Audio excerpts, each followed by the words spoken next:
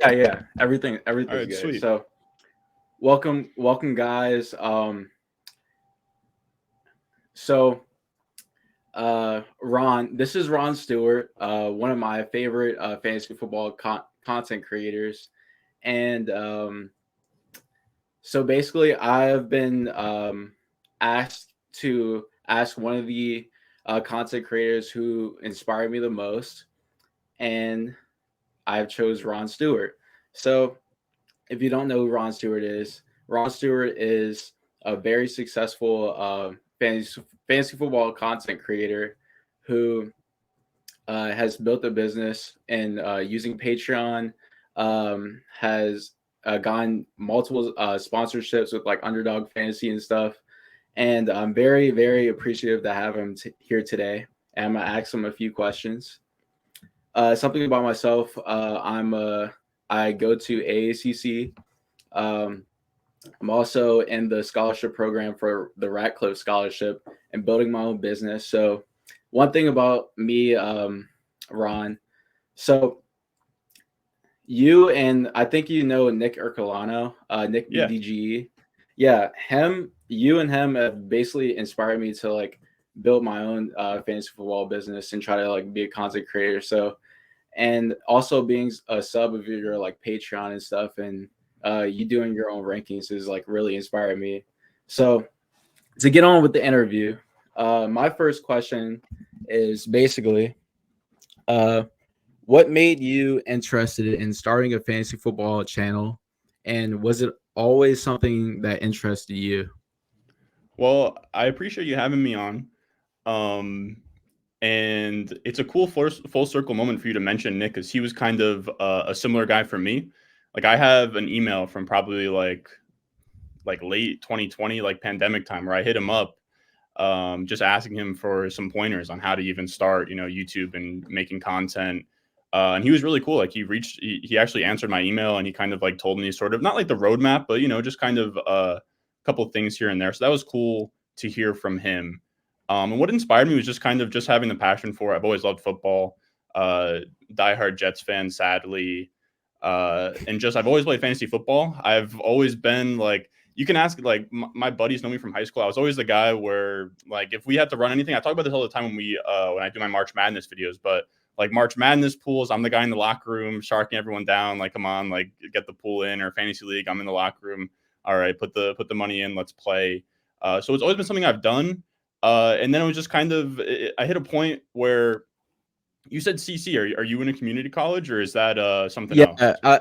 So I started at Arizona State. Also, before I say it, I want to say I'm a huge like Zach Wilson and Garrett Wilson truther. So like a lot of my buddies have been like very harsh on me for my Zach Wilson love. But yeah, I go to Anne Arundel. I started at Arizona State, but then it was like mostly online because like my job paid for it. So I wanted to like get in person classes. That's why I chose to go to AACC and just pay for it. But then after like the first semester, my business teacher, my professor told me about a business like opportunity to get a scholarship, and I had always like been a huge like content creator. Like I've been like making like YouTube videos forever. It's just I never had like the consistency, and I always loved football. So that's what it was like really easy for me, and also just like in general, it was something I always wanted to do and always said I was going to do. So it was like a no brainer basically. But yeah, you guys basically inspired me to do it. So yeah. I appreciate that. I'm a very similar way. Like, uh, don't dig too hard, but like, fantasy football is I make that content. That's the only content that's actually done well. But like, I have like when I was a kid, I was making vines like with me and my buddies. We would just Mhm. we would make vines. They wouldn't get any views or anything, but we would just like do stupid stuff all the time and just make the videos. I also had like I was doing TikToks as well, just like messing around, just like making videos. So I feel you. Like I've always like me and my buddies we've always filmed things and done videos, but I'm in that same boat where I never like sat down and tried to actually do it. But I imagine we're from like a similar generation where like I grew up on a ton of YouTubers, like outside, not even just Nick, but Yeah, just like YouTube in general, where you got like like, Rice Gum and stuff. yeah, like Rice Gum and, all of those like big streamers and everything. So yeah, it was just kind of a culmination of all of that. And like I said, with you, you're going to community college. I was in community college as well. And I was at sort of a spot where, this was a passion of mine. I've never really been someone that wanted to take a 4-year route where, like, I don't know, going to school. Like, I was supposed to go to Rutgers at first. It's a school in New Jersey. And then I was staring on the barrel of like $30,000 a year. And I was like, I don't have the bread for that right now. Like, I can't. I don't know, because like some people go into debt and are fine with it, but that, like, being in debt to anybody like keeps me up at night. So it was just like, Mhm. it was always a passion of mine. I reached out as well to Player Profile, was a podcast like early on, and I worked for them a little bit, like writing articles, and I decided, That's it funny. was I write articles too. yeah, like literally the same thing. And then the pandemic happened, and I was just like, all right, like it was a spot where I was out of high school as well, where I don't know, I wasn't as scared of getting made fun of for, like, being on camera and making videos. So that's really what it was. Just the pandemic. It was timing, and just being similar to you, where I've always been fine in front of a camera and filming things. Mhm. Yeah, like even like in high school, everyone always loved my YouTube videos. It really started mostly just like vlogs and like doing 2K videos, and then I evolved it into like doing reaction videos and stuff. And then when 2020 hit, I started really doing a lot of like football videos and stuff. And then my TikTok blew up a lot. I almost got like 100K. And then Damn. like I kind of like ran out of steam. I got like really burnt out, and I didn't really have like I had gone so hard making so many different videos that I kind of didn't know my next direction, and that's where I kind of just stopped. And then now with like community college, and then like being in the scholarship program, it kind of reignited it. So I appreciate it. I'm gonna get into the next question. At what point did you know that you'd be able to turn your channel from more than just a hobby? What was your I know I made it moment? Man. It's funny you say that, man, because like I was talking about, like, from community college, because everyone gets to a spot where you get done with your 2 years, and it's like, am I going to transfer? Am I going to whatever? And for me, I'm just very lucky that, like, my family is really great. Like, my mom didn't put any pressure on me to, like, she did put pressure on me, but it was just like, I'll let you try it out. So before I even really it was hobby money at the time that I decided, okay, I'm going to take a break from school and go for it. It really wasn't until the first summer in like 2022, where, like, the summer, I'm sure you see fantasy channels where, like, that's where all the views and subscribers come in. So it wasn't until then, um, and it really was as simple as, I put my head down and I worked hard on the videos to the point where I'm not like, Nick is much better about this. Where Nick is like, he loves his entrepreneurial stuff, like he loves Gary Vee and all of that. I'm very much not that way. Like, I wish that someone else could just run the business. Like, I'm not figuring out like what's coming in, what's coming out until it's like tax season. So it really was just sitting down doing taxes last year that was like, this is pretty solid money, but still in the basement here, trying to save up for a house or something. So I feel like I'm not fully there yet, but like you said, it's at a spot where it went from a hobby to something I can actually, justify at like Thanksgiving dinner and not sound like an idiot. You know what I Mhm. mean? Yeah. I love the rebrand, by the way, and I also love the new intro with the Yeah, bass. So yeah, people I hate think it, it's but I what love is it. the song? It's Snow Cone, and the thing behind it is just he's a rapper who went to my high school. He was like a grade above me. I wasn't even that close of friends with him, but I did always enjoy his music. So I used to have Chance the Rapper, and then he I eventually got remember. copyrighted because I was using his mixtape stuff, and that never got copyrighted. But now, I think because he put it back on Spotify, that it got flagged or whatever. So I was like scrambling. I didn't really like anything, and I was just like, I remember this guy from high school. He's not going to give me a hard time about copywriting anything. So I use his music, and he's cool about it. That's cool. That's cool. Bro, this was like really like surreal because I just watch you all the time. Also, do you remember like my Patreon or my YouTube name used to be like Jack and Tube? I used to talk to you Yeah, all the time about like college fantasy and stuff. I don't know if you remember or not. It was yeah, I like remember a that. year ago. You And remember? you being a Vikings fan too, I remember that. Yeah. That's why I thought when I saw your Twitter, I think like 2 days Yeah, ago the when other you one got suspended just out of nowhere, so I had to make a new one. The aesthetic is Sucks really similar bad. though, so I was like, I think that might be him or somebody like him. So yeah. Okay, that's cool. And then, all right. So for my next question, what have been like your biggest pitfalls or challenges that you have faced while like being a fantasy football content creator? Huh. I would say the biggest downfalls is it's so seasonal that it gets tough to it's really about sort of plotting your time and your resources in the off season. Like right now, views are low, everything is low. So it's really about sort of getting in while the iron's hot in the summer and then kind of, I'm like you in a way where you said like you burned out and you dropped it all. Like I'm the same way. I know some people can just get on the camera and they can ramble. For me, I love doing it, but it is an energy suck in a way, where you kind of you play it up and you're putting on a show for everybody, and it is kind of like draining. Like it's tough to do that. Like I know some people do it daily, day in and day out. I personally need some time to myself, so that's kind of been I would say one of the biggest challenges is finding that work life balance. Where like right now in the off season, I'm sort of Mhm. taking it a little bit easy, doing more spreadsheet stuff on the side. But it is something inside me that like I have guilt, you know what I mean? Because it's like I'm riding with my guys, I'm posting every day in August, I'm posting every day in like September, and like now it's like, man, I'm slacking. You know what I mean? I'm like, damn, like I feel like I'm not really putting in as much work as I should be, but it's also trying to take care of things on the other side. True. I totally agree. Like, yeah. Especially like off-season content, like I try to like mix in a lot of different like vlogs and stuff like that. I'm still like kind of getting rolling and stuff. And then I'm still working on like putting my like Patreon and making all my rankings and stuff.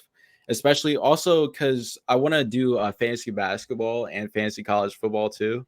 As I feel like there's not a lot of uh traffic there. Like there's not a lot of YouTubers who do those like for rankings in fantasy football, fantasy college basketball, and fantasy yeah, college football. So I definitely get what you mean by the off season stuff. I do like that as Um well. yeah, I'm yeah. a big college hoops guy. Like I go to Seton Hall all the time. I'm watching college ball. Um, but yeah, that's dope. I've messed around on underdog with fantasy basketball. The issue for me is like are you in like real league like on ESPN and stuff where you're like Yeah. setting lineups like every day? Like that's crazy to Yeah. me. Like I look at that, I'm like, I don't know. But like the underdog ones where I can just draft them and that's it. I've actually done those quite a bit. I'm in a very, very competitive fantasy basketball league that has like a lot of lore in it and stuff. I'm about to, yeah, like I'm the number one seed and everything. It's so cool. Like, I have like Ant. I'm a big Timberwolves fan, so I have Yeah. Ant, Carl, and Rudy because they all like fell. Nobody believed in them, so Is it's it like really Dynasty? cool. It's not Dynasty. I wish it was Dynasty, but they decided to just make it redraft. That's But fine. college football is like really, really cool because I think it gives me an upper hand on Dynasty because a lot of like the guys in Dynasty that I drafted rookie drafts, I actually had in like college fantasy, like Garrett Wilson. I Yeah. loved like having Garrett Wilson at Ohio State. Like I think in a playoff game he dropped like 47 points for me. So yeah, it was cool. Like I love like those different leagues and the different fantasy sports. Have you played So any Campus to Canton? no, I remember you told me about that. I haven't no because I'm I'm not lucky I in have a any good leagues. co-manager, but like I think you'd love it. Like he's a sicko to the point where I don't even know how you set lineups in college fantasy. Like there is no projections or like, consensus Twitter, like telling you, Twitter. Twitter, like Yeah. yeah, because they don't the actual app itself, Fantrax, they don't update. It's just too many players to update their like injuries and stuff. So you have to literally stay up to the point on Twitter right before kickoff on Saturdays. So yeah. Yeah. And there's no the players I don't even know. Like we got some guy who's like more of our college fantasy side than he has like a prospect. It seems like I don't know. It seems like the Quan Finn out of like Toledo or something like that. And he's like pretty good. I don't Mhm. know, man. Like it's over my head, but I do enjoy the format. It's fun. Like I remember when the week Spencer Rattler got benched. That year, I drafted Spencer Rattler number one overall, and I knew about Caleb Williams because like we're from the same area, and Yeah. he was like the number one quarterback coming out of college and Rattler's stuff. from So I had Arizona, him right? on my bench. Yeah. No, wait. What did you say? Rattler's from Arizona, I think, too, right? Or Yeah, are you but from Arizona or no? I'm I'm from Maryland. I'm talking about Caleb Williams. Oh, okay. So I knew about Caleb Williams, and I saw that he got benched in the Texas game. But during that week, it was like a big commotion, and Lincoln Riley was like shutting down like media for practice because he didn't want to reveal who like his starting quarterback was going to be. So that week, I picked up Caleb Williams, and he was like my guy ever since. So I'm a huge Caleb He was a Williams guy. dog in that game. Yeah. He were like a 70-yard rushing touchdown or something crazy. Mm-hmm. 50. Yeah. All right. So for the next question, how did you find like your main audience, and what did you feel like worked the most in keeping that audience engaged with your content?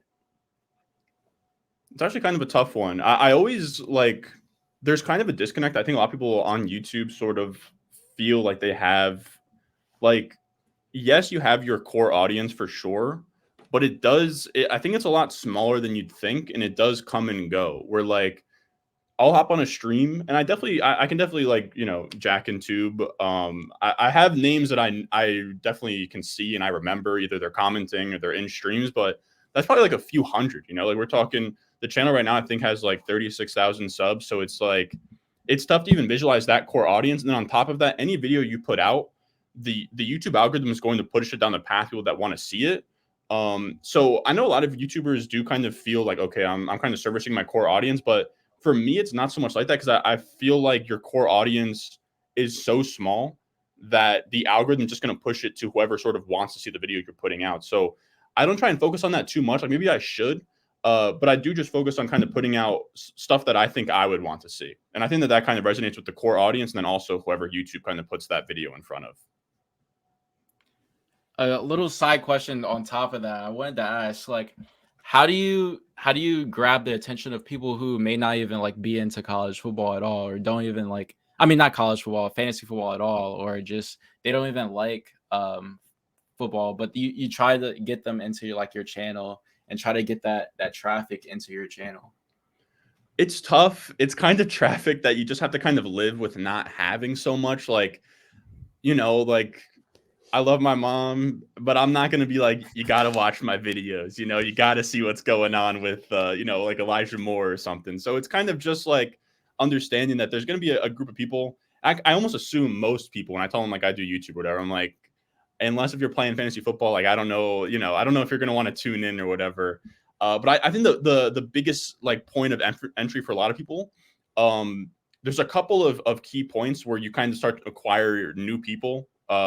And I think that's right around, like late August, where people who are like, maybe they're like in their buddy's office league. And, a lot of people are doing like last second, research where they're just like typing up like fantasy football mock draft, just trying to figure that out. And if you can make it personable enough, that's what I try to do where, I'm not out here in like a suit and I'm not trying to talk like very, like a salesman or upfront or, I'm not trying to sell anybody anything and I'm not trying to be above anybody. I'm just trying to, like I'm down here in the basement with the boys, just talking ball. So that's sort of what I try to do is like be welcoming and not try to like, be too condescending to people that are new. I think, then they'll hop into a live stream and that's kind of the funnel. They'll see a video, maybe I'm live while they're watching the video. They'll come into the live stream. They're a little bit newer. I can kind of walk them through what's going on. And then maybe they stick around for the season, right? Like they tune in, week one, who do I got as like trade targets or whatever. And you sort of try and you hope that they kind of pick up that, that trail of content and sort of become a bigger fan. Yeah, like just being like relatable. That's like the thing I take away the most. Just any like new person, or even if they're not that much into like fantasy football, just try to like be relatable, not just try to exclude them or try to throw in all these different stats at the jump and stuff. Yeah. Even though I have a lot of stats, but I try to make it. I love all the charts and stuff. They're amazing, especially the like the diamond tiers. I love how your Konami code stuff is really cool too. Thank you, man. That's a lot of the stuff I'm working on now. That's like the boring, like, you know what I mean? Like I'm sort of getting these sheets set up so that when draft season comes, I can kind of give you guys all that cool stuff. But yeah, I agree. I try to dumb it down as much. That's why I have them as like pretty much like Madden. If you ever played Madden Ultimate Team, it's like elite, gold, silver, bronze. And even if you don't, I think that you can kind of figure out that like gold, silver, bronze thing. So. Yeah, that's is just so cool. Yeah. Also, I wanted to say I love like your your fantasy like draft videos when they're like in person. I think those are cool, and how you like Thank you. interview. I think the last one you did with the Underdog, where you guys like went to this draft house or something. It was like so cool. It reminded me of the Nick Ercolano videos where they would like draft. So Yeah, he's a big, like I said, he's a big inspiration. I think that he does a lot of cool stuff as well.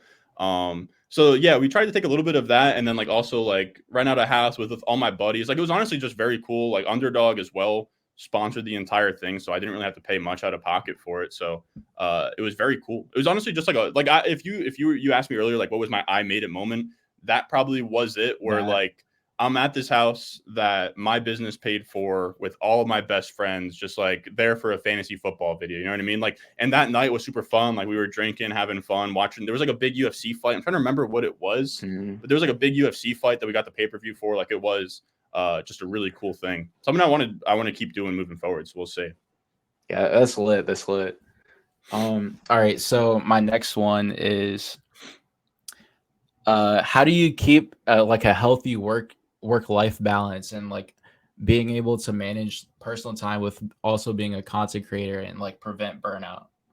That's something I wrestle with every day. If I'm being honest with you, like because you have that one part of your brain that's like, man, like you got to lock in. Like we gotta work, man. Like, you know what I mean? Like there's one side of you that's like, man, like you're slacking. It's off season. You're slacking. And there's other side of you that's like, dude, like I streamed every day from August 3rd through kickoff. I'm posting all these videos. Like I do kind of need a break. And this is kind of, I'm lucky that it's seasonal, right? Like it's not like I'm posting every day all year round. So like this time of the year, I am hanging back. Like once the playoffs start through Super Bowl, once playoffs start, like NFL playoffs through like NFL Combine is kind of where I chill out, and that's where we're about to get out of here.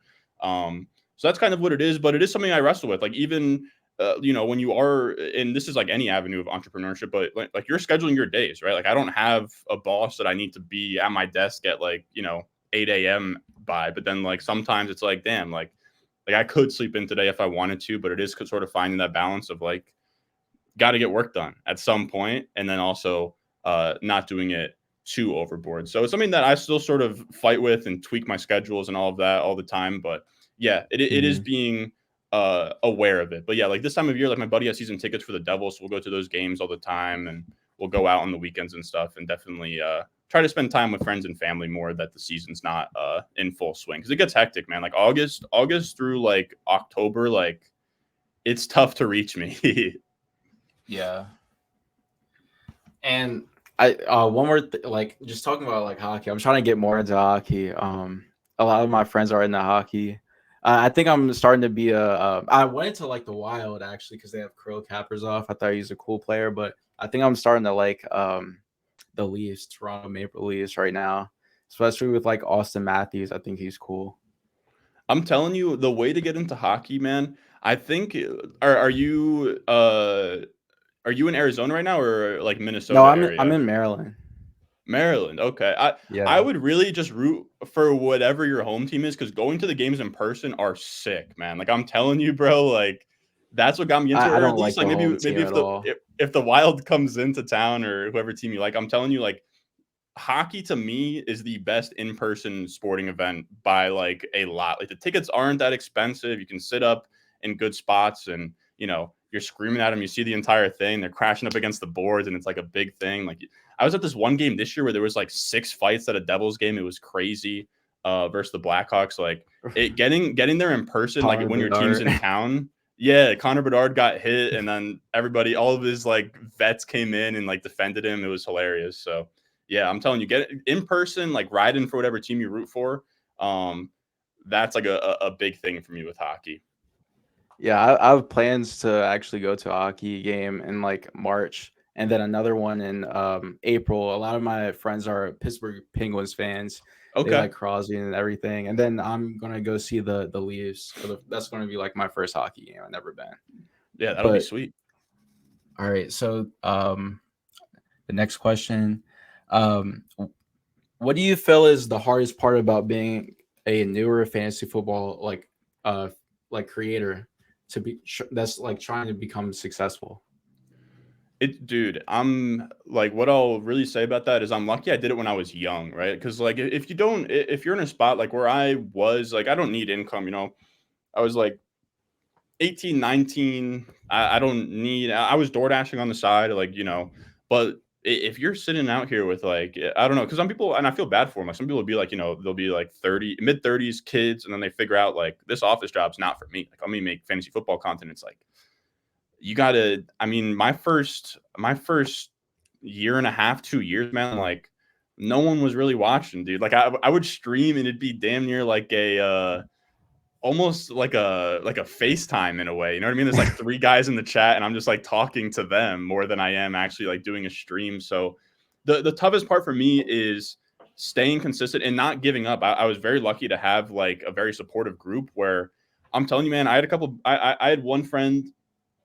I've mentioned him in past videos, Husimo, where he's not as involved anymore, but he was helping me out with like editing back then and creative stuff behind the scenes. And if you don't have a team around you, it gets to a spot where like you're not going to see the reward's not going to be there. You know what I mean? Like you're not going Mm. to like, dude, I was out here putting videos on Reddit. I was out here like just shoving, like I'm banned on fantasy football Reddit just for pushing Really? out videos. So yeah, like it's literally the thing I would say, man, is like you can't really expect anything to pop off for a while. Like you gotta kind of like grind for a year or two, keep her and keep tweaking things as well. I see a lot of creators out there, they're not picking up traction and they change nothing. Like still same low effort thumbnails, still same just like copy paste titles. Like you got to be tweaking thumbnails, you got to be tweaking titles, and you got to sort of find your way in the algorithm. So I would just say like you got to just like not expect anything and just keep going, keep grinding through it. I was very like a couple times if I didn't. I was honestly saved by the Saleh hire. Rob Saleh gets hired. I make a video that's not even related to fantasy football. I just make like a take on Robert Saleh, and that was like my most viewed video. And I was like, damn, like that was just a huge, pep in my step where it's like, all right, if I make good stuff, people are going to watch it. So it really is just that, like not expecting anything to pop off early, not getting, sad because your video got like 600 views or whatever, but it's really just sort of breaking through that wall. That's going to take a while, but you just have to kind of be okay with that. Yeah, I get that totally because like my biggest video was like super random. It was so I had taken a break like pre-COVID, and then once COVID hit, I made this video about Justin Herbert and how I didn't think he was going to be a bust because everyone hated on Justin Herbert pre-draft. So I actually love Justin Herbert, and I made a video about him, and it got like 5,000 like views, and I was like super stoked because that was like my first video actually making a return to YouTube at that point. So it was Yeah. cool. And it's very rewarding. Like when that first one hits, it's just about, because Yeah. then it might be a low period again. Like it is highs and lows where it's like, man, like I got to get back to doing what I was doing before. But yeah, it is just about kind of finding your groove and staying with it. All right. Second to last one here. How did the incorporation of sponsorships and Patreon affect like your business? I'd say it was pretty huge. Like, it's funny, man, dude. Like, you would be shocked at how little YouTube actually pays you, like the ads and stuff. Like, it's really not, like we're talking even at the views I had like last year, we're talking like less than minimum wage per year, from like Google ads and stuff. So it was massive. I will say, um, early on it wasn't great. I do think I could have waited on the Patreon a little bit. Like at first, not a lot of people were really signing up or anything. It's really about kind of getting the channel there first and then kind of capitalizing. But it was huge. I mean, like my Patreon and my an underdog account for like probably like I don't know, like 75% of the any money that I bring in. So like those sponsorships or sponsorship from Underdog and then kind of me with Patreon is really just a way to make it profitable. But that's kind of the lucky part with this niche is like, you can have somebody that has like 1 million subscribers, but they don't have, maybe they have like 600 people on their Patreon. It's not as straightforward to monetize things. But for, fantasy football, it's pretty easy, like you're going to want rankings, you're going to want advice or whatever. So it's a pretty easy give and take there. Even at like lower subscriber counts. So they've been absolutely massive. Without that sponsorship, without Patreon, I'd be door dashing still, to be honest with you. I might be back in school. Yeah, I mean, it's huge. I'm still trying to work on my Patreon and everything. I'm still actually like still trying to get monetized, honestly, on YouTube too. So I think I'm monetized on TikTok, but not YouTube yet. So I'm not even monetized on TikTok. I gotta get my TikTok game up. sure, But yeah, yeah, that's YouTube. like the easiest way to like reach like people. To be honest, Yeah, you've done what kind of content you do on there? So you had like 100,000. uh, I blew up a lot on like just making football and like sports content on there Yeah. too. So yeah, it I kind of like follow beta a little bit too, but it wasn't a lot. A lot was just over time, and then I kind of just ran into a wall where I felt like I wasn't growing anymore, and that's what kind of led to me like kind of stopping a little bit. No, that's fair. But I've picked it up a little like here and there here lately. It's all right. It's cool. Mhm. All right. So my last question: what advice would you have to an aspiring fantasy football content creator that wants to become successful? I would say very similar to what I said with for someone that's starting out is like you just gotta lay low, man. Like you gotta lay low and grind hard. Like it's tough to get a stable audience. It's really about breaking into the algorithm. So I would just tell them like again, like you can't really expect anything early. You can't get too high or too low when your videos aren't doing well. Like just consistency is key. Keep on posting videos, keep on posting them, keep putting a lot of effort into them, keep tweaking thumbnails and tweaking titles, and just like keep trying new things. I think a lot of people just like I said, like a lot of people just like, they'll get like 600 views or 700 views on something and they'll just like keep going with that or like make that into a series. And it's like, you got to try new things, new stuff, and then like, oh, that gets a ton of views. Okay, so let's sort of going down that road, So trial and error is your best friend. You have to really be thinking about things critically. I think some people just sort of not mail it in, but they'll just be like, all right, we're gonna do a running back video today, a wide receiver video tomorrow, and not think too much. Like you have to be sort of directional about it. You have to be sort of getting to a goal more than just like posting videos per se. So I would just say always be mindful of that. Always be trying to get somewhere. And like I said, like you're not going to see success for a while. So during that time period is when you want to be tweaking things, learning how YouTube works, and then not getting too high or too low because the views aren't there at first. Yeah, like experimentation is like one of my favorite things to do. I love like the other day I went on like a college campus and asked people like what they were listening to, even just like, or I think another time I asked people who do they think was just gonna like win the Super Bowl and stuff. So even just non-fantasy football content Yeah, or just with fantasy football and fantasy basketball, I'm just trying stuff here and there to see what works, and whatever works, just keep going with that one. So 100%. Man on the also street I stuff like is to like is great. to have like gimmicks and stuff like, and to have things that people latch onto, like for you, like the basement and stuff, and just different like jokes. Like for me, I have like Puka Nakua, how much I love Puka Nakua and John Morant and stuff. So I love that and wall, Nas dude. Reed, yeah, Nas I love Reed and Nas, dude. stuff. So Nas Reed's a Jersey boy. I met Nas Reed actually. I vlogged Really? it. Yeah. I'll have to So check that I out. have the signed jersey up there. He signed my jersey. He's the man, So dude. yeah. Yeah, I love him. He's like a huge like meme for all Timberwolves fans. So yeah. I only know him because But like the whole Jelly crew is from Jersey. Like him, I think Isaiah yeah, Big Washington and Jelly. those boys. Yep. Uh, well, I wanted to thank you, Ron Stewart, one more time again, just for accepting the interview and actually taking the time to sit down and talk about fantasy football and the business of fantasy football. I really appreciate it, and just thank you so much. I just want to say that. Yeah, no problem. It's honestly cool that I'm even in a position where like someone would want to interview me for anything. So I appreciate that. I appreciate you even tuning into the channel and being in live streams and stuff. So I'll Of have to course. stay in touch, man. Thank you. All right. Thank you. We'll stay in touch for sure. I appreciate it. Thank you.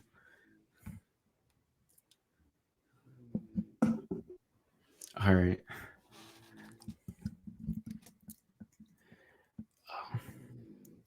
The thing is a little like laggy in case you're still here. Hold on.